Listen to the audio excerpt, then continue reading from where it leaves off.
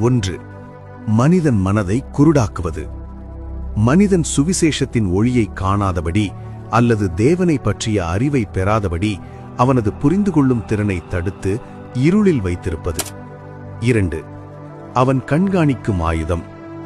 தேவனிடமிருந்து நம்மை திசை திருப்பும் அல்லது நாம் பாவம் செய்ய தூண்டும் அனைத்தையும் சாத்தான் மிக அக்கறையுடனும் வாய்ப்புக்காக காத்துக்கொண்டும் நம்மை தொடர்ந்து கண்காணித்துக் கொண்டே இருப்பது. 3.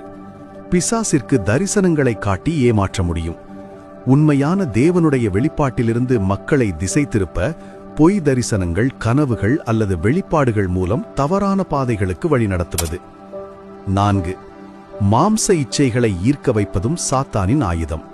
உணவு, உறவு அல்லது பிற உடல் இன்பங்கள் மீதான கட்டுப்பாடற்ற தவறான இச்சைகளை தூண்டி மனிதனை தேவனுடைய சித்தத்திலிருந்து விலக்கி பாவத்தில் விழ செய்வது. 5.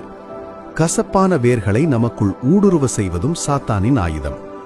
மற்றவர் செய்த தவறுகளால் உண்டாகும் வேதனையையும் மனக்கசப்பையும் மனதில் ஆழமாக பற்றிக்கொள்ள செய்து சமாதானத்தையும் அன்பையும் அழிப்பது. 6. உலகப் பொருளின் மீது ஆசை உண்டாக்குவது.